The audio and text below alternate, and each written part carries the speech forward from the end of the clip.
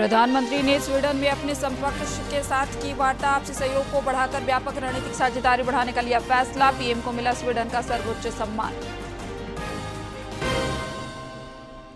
मुख्यमंत्री आज नवनियुक्त 319 सहायक आचार्यों को सौंपेंगे नियुक्ति पत्र। नई नियुक्तियों से शिक्षकों की कमी होगी दूर, शिक्षा व्यवस्था को मिलेगी मजबूती। हजारीबाग में अवैध मादक पदार्थों की तस्करी के आरोप में 3 गिरफ्तार। चतरा में करीब 25 लाख रुपए मूल्य के अफीम के साथ तस्कर पकड़ाया। दुमका से 3 चोर धराए। जैन धर्मावलंबियों के पवित्र रोहिणी पर्व को लेकर उत्साह का माहौल। जैन मंदिरों में हो रही विशेष पूजा अर्चना। महिलाएं सुख समृद्धि की कर रही मंगल कामना।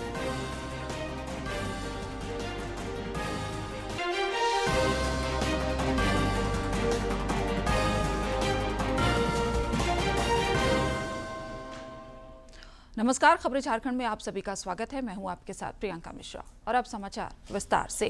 भारत और स्वीडन ने आपसी साझेदारी को बढ़ाकर व्यापक रणनीतिक साझेदारी करने का फैसला किया है। प्रधानमंत्री नरेंद्र मोदी की स्वीडन यात्रा की ऐतिहासिक उपलब्धि है। श्री मोदी ने कल रात गोथेनबर्ग में स्वीडन के प्रधानमंत्री उल्फ क्रिस्टर्सन के साथ वार्ता भी की।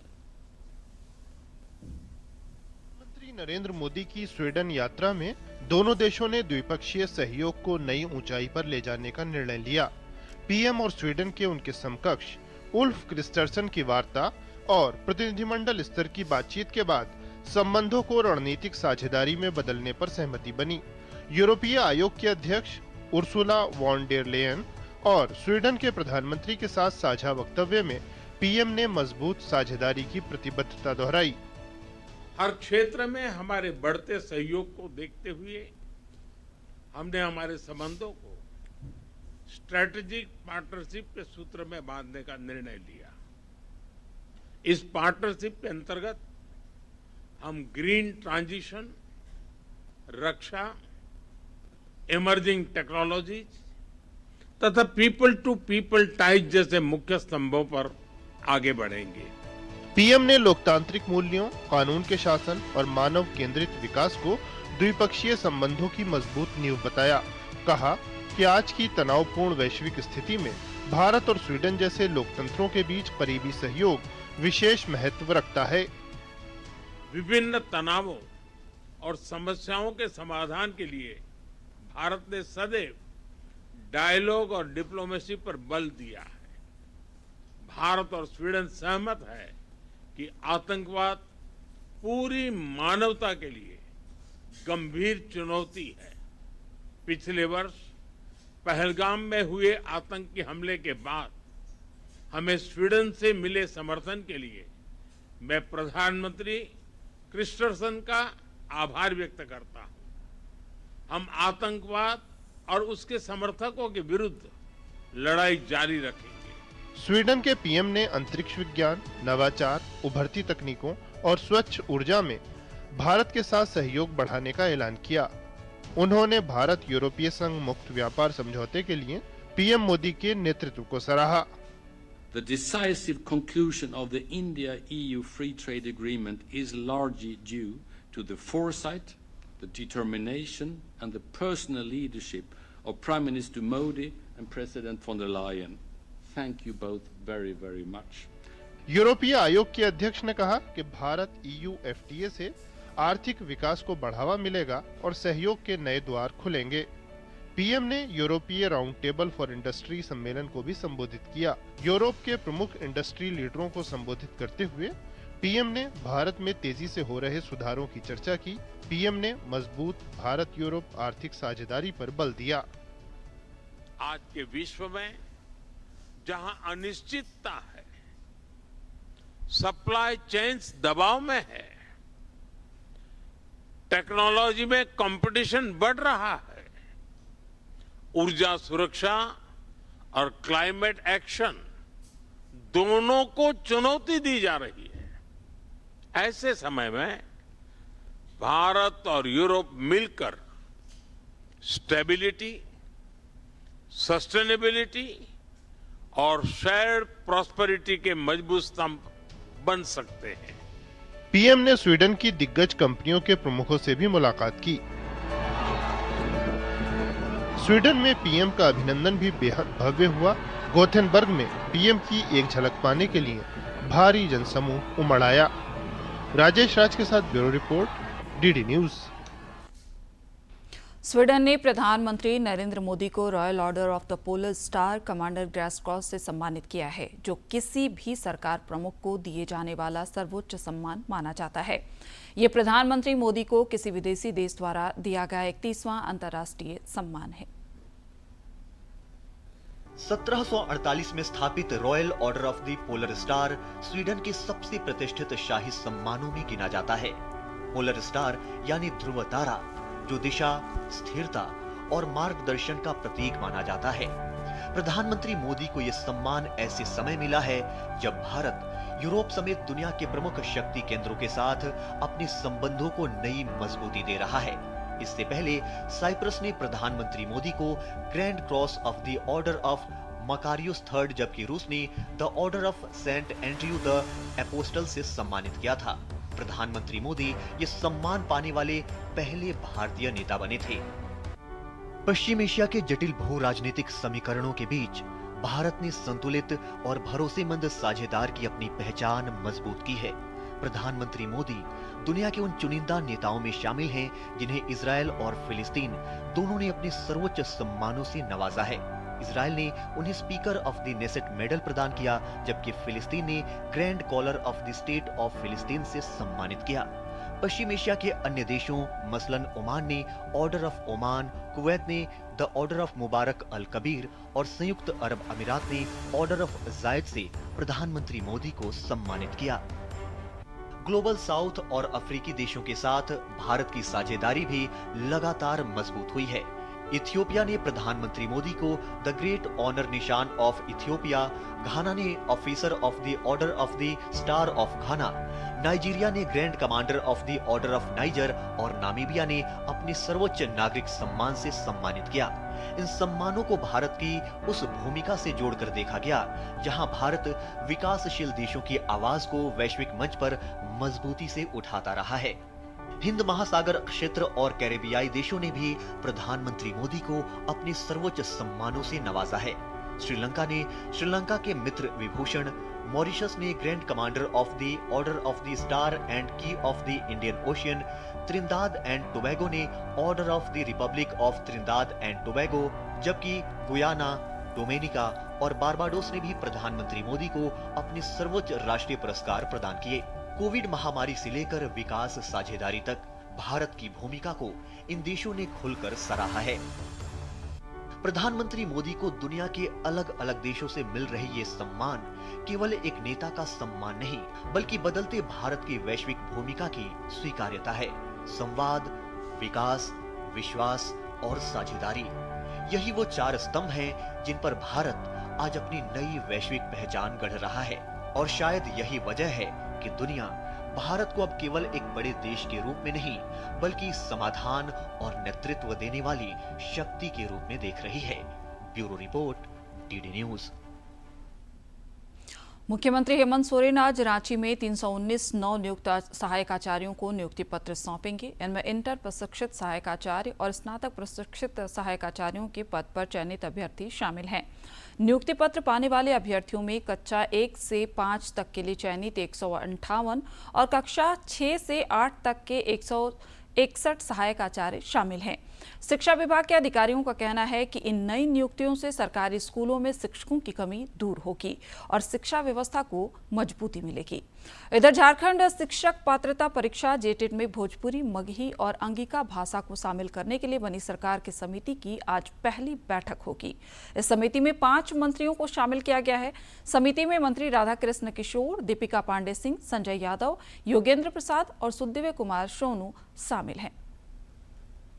इधर भाषा विवाद को लेकर कांग्रेस में भी खींचतान लगातार जारी है। बैठक से पहले पूर्व मंत्री सह राज्य समन्वय समिति के सदस्य बंधु तिर्की ने कहा कि परस्पर सामंजस्य और जमीनी वास्तविकता को ध्यान में रखकर भाषा विवाद का समाधान होना चाहिए। राज्य में ये नहीं इम्प्लीमेंट होगा, वो उसी राज्य के लेके, उसी जिला के लिए केवल उसका ये होगा। उसी का पूरा ये बनाया गया था, हमारे मंत्री काल में बना था। इसी को संबंधित विभाग को अवलोकन करना चाहिए और इस पर विचार विमर्श करना चाहिए। पार्टी कुछ कहे उसमें, इस इश्यू पर मैं लड़ते रहूंगा, मैं आवाज उठाते रहूंगा, सही बात है। इसके संबंध में प्रभारी को भी क्लियर कट मैं कह चुका हूं कि 1632 संकल्प पर अवलोकन किया जाए और इस आधार पर, ताकि ये विवाद ही नहीं हो पाएगा। धनबाद के गोल्फ ग्राउंड में सिंगापुर और दुबई की थीम पर कार्निवाल मेला का आयोजन किया गया है, जिसका कल विधिवत उद्घाटन किया गया।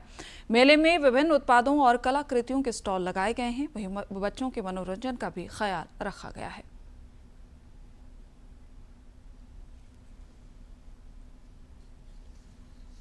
धनबाद के गोल्फ ग्राउंड में आयोजित कार्निवाल में विभिन्न राज्यों के हस्तशिल्प कला लोगों को खूब लुभा रही है। मेले में खादी ग्राम उद्योग के स्टॉल लगाए गए हैं, जहां भदोही का कालीन, बनारसी सूट और साड़ी, लखनऊ का चिकनकारी वर्क, बंगाल का कांथा वर्क, असम के बांस उत्पाद उपलब्ध हैं। वाटर बैलून लगाया गया है जो बच्चों के आकर्षण का केंद्र है। बड़ों के लिए सुनामी झूला है, फेस्टिवल लगाया हुआ है, तारामाची है, ड्रैगन है और बहुत सारे अनोखे झूला लगा हुआ है। टाइमिंग हमारा शाम को 4 बजे से रात्रि 10 बजे तक। इसमें 24 राज्यों से सारे लोग आए हुए हैं, इससे बहुत सारे लोग। कार्निवाल में बच्चों के मनोरंजन के लिए सुनामी झूला, फेस व्हील, तारामाची, जंगली बाउंसी, बैलून, पानी समेत कई आधुनिक और रोमांचक झूले लगाए गए हैं। सुनामी झूला भी इस बार यहाँ आए हुए हैं, फेस्टिवल झूले आए हुए हैं। बहुत सारे ऐसे झूले हैं जो आज तक धनबाद के इस कोणांचल के धरती पर नहीं आए थे, लेकिन ये पहली बार हम लोग यहाँ इस धरती पर उतारने का काम किए हैं। और बहुत सारे गेट्स भी अच्छे बनाए हैं और तमाम यहाँ 24 राज्य से लोग अपना आर्टिजन भी यहाँ आए हुए हैं। हस्तशिल्प के साथ झूले का भी मजा। आयोजकों के अनुसार ये मेला प्रतिदिन शाम 4 बजे से रात 10 बजे तक चलेगा, जहां लोग मनोरंजन के साथ खरीदारी का भी आनंद उठा सकेंगे। धनबाद से अजय कुमार सिंह की रिपोर्ट। हजारीबाग जिले के कोरा थाना क्षेत्र में पुलिस ने अवैध मादक पदार्थों के खिलाफ बड़ी कार्रवाई करते हुए 3 तस्करों को गिरफ्तार किया है। पुलिस ने गिरफ्तार तस्करों के पास से ब्राउन शुगर, 3 मोबाइल, 1 मोटरसाइकिल और 1 4 पहिया वाहन बरामद किया है। अनुमंडल पुलिस पदाधिकारी अमित आनंद ने बताया कि गिरफ्तार अभियुक्तों में एक का पुराना आपराधिक इतिहास रहा है।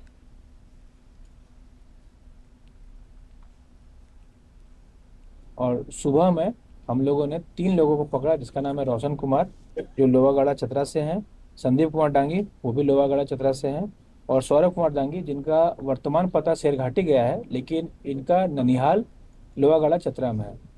जांच के क्रम में एवं जब इनको छानबीन किया गया, इनकी तलाशी ली गई, तो कुल मिला के हमें 3 smartphone, 20 gram brown sugar, 1 Apache गाड़ी और 1 क्रेटा कार पकड़ाया गया। चतरा पुलिस ने गिद्धौर थाना क्षेत्र से कल करीब 4 किलोग्राम अफीम बरामद किया है। बरामद अफीम की कीमत करीब 25 लाख रुपए बताई जा रही है। पुलिस इस मामले में जपुआ गांव से एक तस्कर को गिरफ्तार किया है। जिले के पुलिस अधीक्षक अनिमेश नैथानी को गुप्त सूचना मिली थी कि एक तस्कर अफीम लेकर यात्री बस से जा रहा है। इसी सूचना पर पुलिस ने यात्री बस की जांच की, तभी अफीम के साथ तस्कर को भी पकड़ लिया गया। पुलिस अफीम की तस्करी के शामिल अन्य लोगों की तलाश में जुटी हुई है। इधर दुमका जिले में पुलिस ने सक्रिय अंतर्राज्यीय ट्रैक्टर चोर गिरोह के 3 सदस्यों को गिरफ्तार किया है। तीनों की निशानदेही पर मुफस्सिल और शिकारीपाड़ा थाना क्षेत्र से चोरी हुए 2 ट्रैक्टरों को पश्चिम बंगाल से बरामद किया गया है। पुलिस गिरोह के अन्य संभावित नेटवर्क की जांच कर रही है। खूंटी जिले के मुरहू थाना क्षेत्र के बिंदा और सांडी गांव के बीच रांची चाईबासा मुख्य पथ पर कल एक भीषण सड़क हादसे में एक ही परिवार के एक व्यक्ति की मौत हो गई। वहीं 3 अन्य लोग गंभीर रूप से घायल हो गए हैं। इस हादसे में तेज रफ्तार से आ रही एक 4 पहिया वाहन पुल की रेलिंग तोड़ते हुए 20 फीट नीचे खाई में गिर गई। दुर्घटना के शिकार सभी लोग रांची के डोरंडा स्थित गौरी नगर के रहने वाले थे और हिरनी फॉल घूमने गए थे। इस हादसे में एक व्यक्ति की मौके पर ही मौत हो गई, वहीं उनकी बहन, भाई और बहनोई घायल है।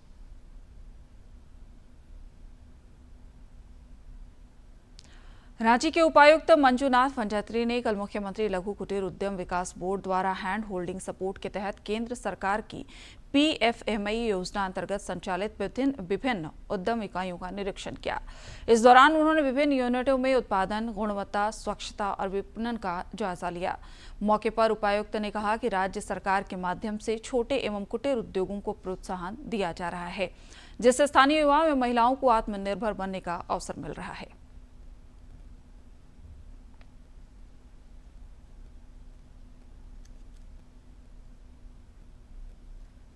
धनबाद के चिरकुंडा में करनी सेना की ओर से आयोजित 2 दिवसीय हिंदू महासम्मेलन का समापन हो गया। महासम्मेलन में झारखंड सहित कई राज्यों के हजारों सनातनियों ने हिस्सा लिया। महासम्मेलन में वक्ताओं ने धर्म रक्षा, सामाजिक समरसता और सनातन समाज की एकजुटता पर जोर दिया। मुख्य अतिथि करनी सेना के अंतर्राष्ट्रीय अध्यक्ष सूरजपाल सिंह अमू ने कहा कि सनातन समाज जब भी एकजुट हुआ है तब बड़ा परिवर्तन देखने को मिला है।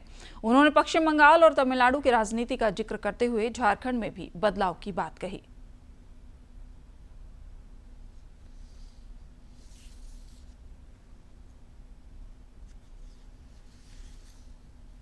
लोग कहते थे पश्चिम बंगाल से ममता जाएगी नहीं, ममता का सुपड़ा साफ हो गया।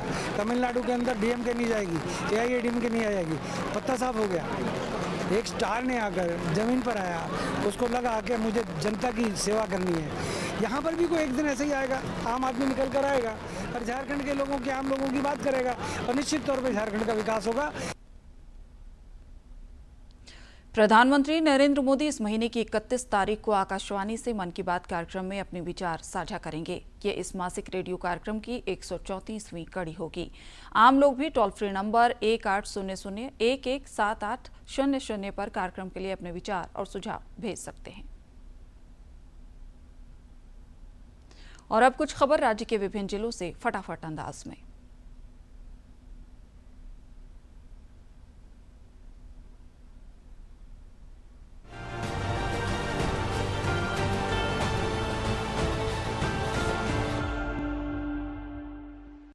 पश्चिमी सिंहभूम जिले में 18 से 25 मई तक जन भागीदारी सप्ताह आयोजित होगा। उपायुक्त ने अभियान को सफल बनाने के लिए आयोजित एक बैठक की अध्यक्षता की।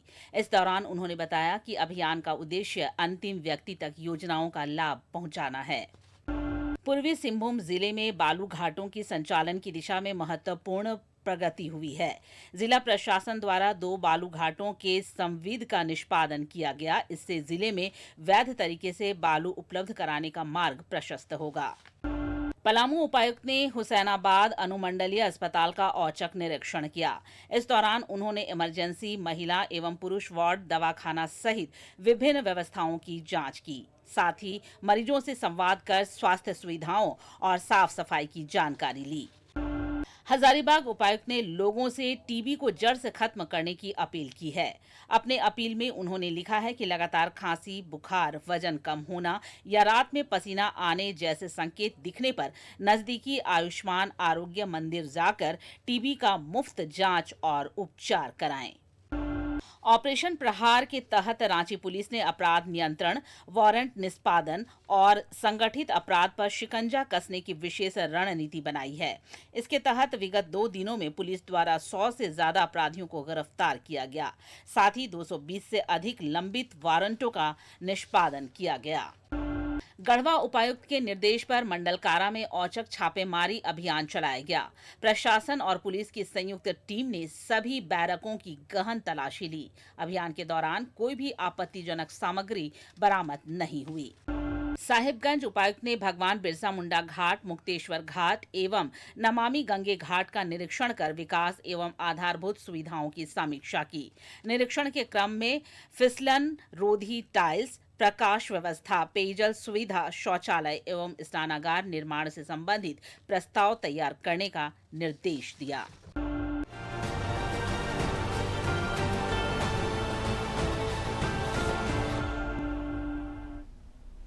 जैन धर्मावलंबियों का पवित्र रोहिणी पर्व आज मनाया जा रहा है। गिरिडीह में इस पर्व को लेकर खासा उत्साह है। मान्यता है कि रोहिणी नक्षत्र में किया गया ये व्रत सुख, समृद्धि, मानसिक शांति और आध्यात्मिक उन्नति का मार्ग प्रशस्त करता है।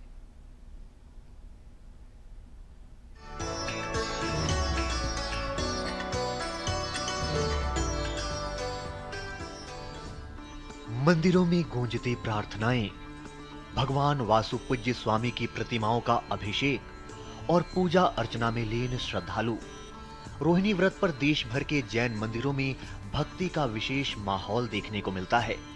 जैन पंचांग के अनुसार जब भी आकाश में रोहिणी नक्षत्र का संयोग बनता है तब ये व्रत रखा जाता है।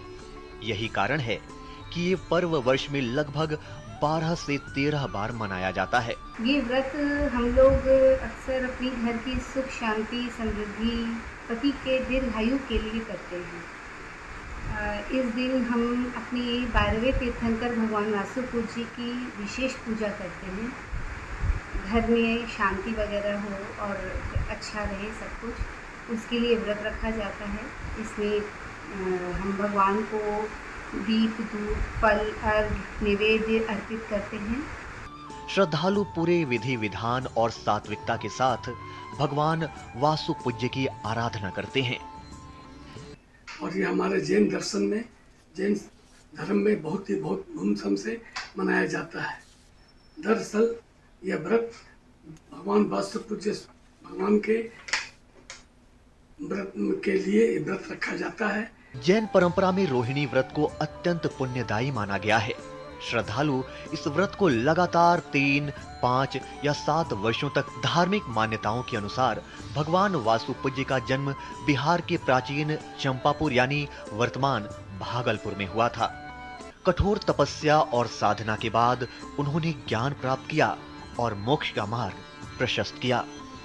ये पर मुख्य रूप से महिलाएं इसको मनाती है और ये ग्रह शांति के लिए, इससे मुख्य रूप से मंगल ग्रह की शांति के लिए महिलाएं इसमें व्रत उपवास करती हैं और कुछ कथाएं भी सुनती है। इसका यही महत्व है। रोहिणी व्रत के अवसर पर श्रद्धालु स्नान ध्यान के बाद मंदिरों में विशेष पूजा, अभिषेक और आरती करते हैं। दान, पुण्य और संयमित जीवन को इस दिन विशेष महत्व दिया जाता है। महिलाओं द्वारा ये व्रत परिवार की सुख समृद्धि और पति की दीर्घायु की कामना के साथ भी रखा जाता है। इस व्रत को सभी महिलाएं अपने पति की दीर्घायु के लिए और घर की सुख समृद्धि के लिए करती हैं। श्रद्धालुओं का मानना है कि सच्चे मन और श्रद्धा से किया गया ये व्रत पुराने कर्मों के क्षय और मानसिक शांति का मार्ग खोलता है। रोहिणी व्रत केवल एक धार्मिक अनुष्ठान नहीं, बल्कि आत्म संयम, सकारात्मकता और आध्यात्मिक जागरण का महापर्व है, जहां तपस्या के माध्यम से आत्मा को शुद्ध करने और मोक्ष की दिशा में आगे बढ़ने का संदेश छिपा है। यही वजह है कि जैन धर्म में ये व्रत श्रद्धा और विश्वास के साथ पीढ़ियों से निभाया जाता रहा है। Bureau report, DD news. राज्य में 23 मई तक आंधी और गरज के साथ बारिश की संभावना है। मौसम विज्ञान ने इस दौरान वज्रपात होने की भी आशंका जताई है, जिसे लेकर चेतावनी जारी की गई है। और अधिक जानकारी दे रहे हैं हमारे सहयोगी।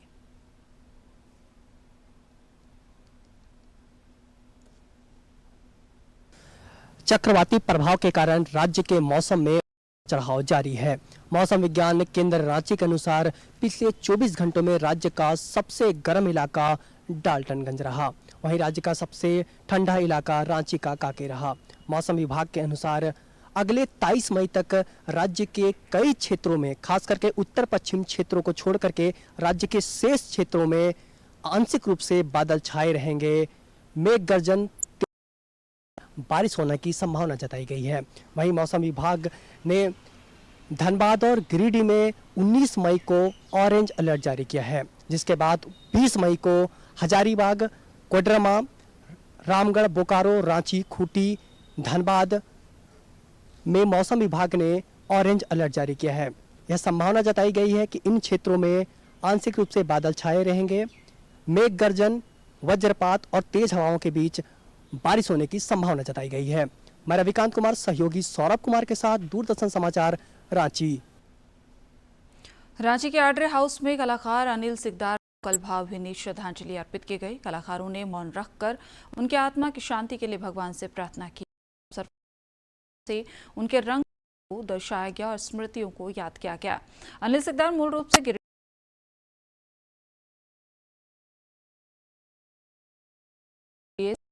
भी उन्होंने अपना योगदान दिया।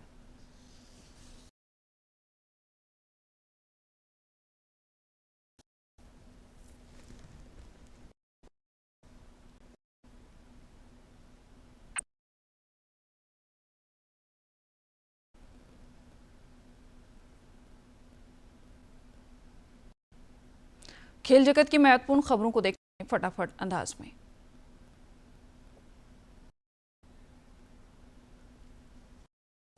बैडमिंटन खिलाड़ी श्रेयांशी वेली ने बाओजी चाइना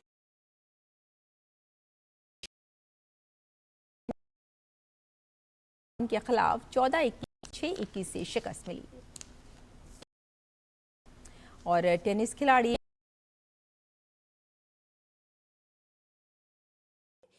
इसके साथ ही सिनर सबसे कम उम्र में जीतने खिलाड़ी नोवाक जोकोविच उपलब्धि हासिल कर सके हैं। हो गया या फिर अचानक कुछ पैनिक अटैक आया, एंजाइटी अटैक हुआ, तो वो कभी भी कॉल करके यहाँ काउंसलर के साथ सलाह ले सकते हैं। ये एक 3 टायर सिस्टम है। सबसे ऊपर सीनियर कंसल्टेंट है, उसके बाद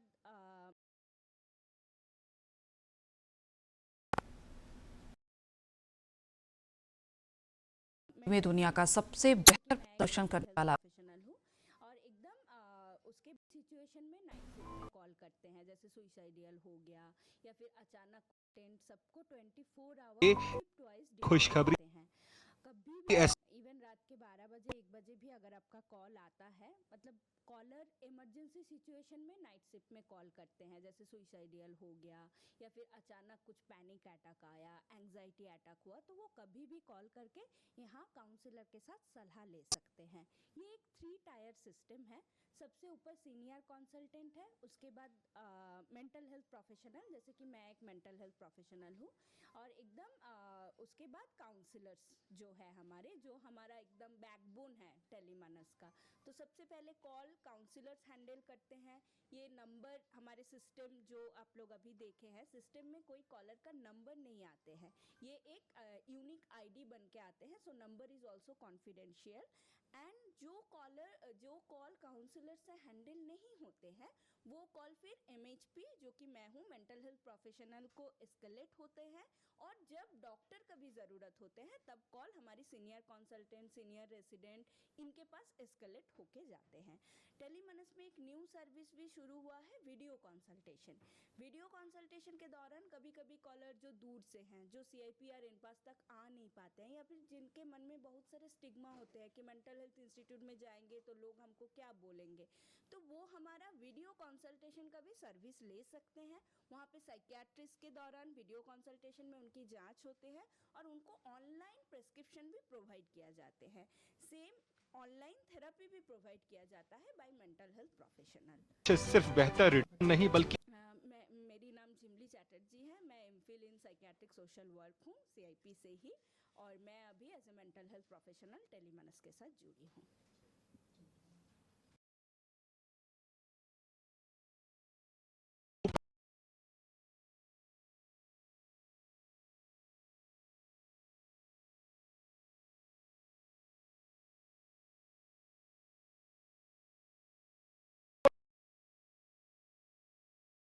धीरे धीरे संपत्ति बनाना है, और यही वजह है कि आज SIP आम निवेशकों के लिए सबसे विकल्प शामिल है। तेजी से बढ़ती भारतीय अर्थव्यवस्था, बढ़ती निवेश जागरूकता और नियमित निवेश की आदत, इन सब ने भारत को SIP निवेश के मामले में दुनिया के टॉप बाजारों में ला खड़ा किया है। Bureau report, DD news. Doordarshan Jharkhand पर पल पल की खबरों से जुड़े रहने के लिए आप हमारे social media platform X, Facebook, Instagram और यूट्यूब से जुड़ सकते हैं, क्योंकि खबरों से जितना बाखबर रहना ज़रूरी है, उससे ज़्यादा ज़रूरी है सटीक, संतुलित और निष्पक्ष समाचार। हमारा X हैंडल है @DD news Jharkhand, Facebook page है DD न्यूज झारखंड और इंस्टाग्राम अकाउंट है DD न्यूज झारखंड। आप हमें यूट्यूब चैनल पर झारखंड DD न्यूज़ पर देख और सुन सकते हैं। अंत में मुख्य समाचार एक बार फिर।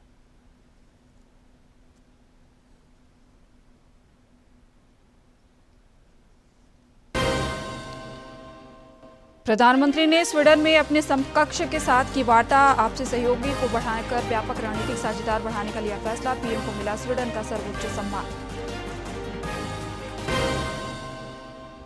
मुख्यमंत्री आज नवनियुक्त 319 सहायक आचार्यों को सौंपेंगे नियुक्ति पत्र। कई नियुक्तियों से शिक्षकों की कमी होगी दूर, शिक्षा व्यवस्था को मिलेगी मजबूती।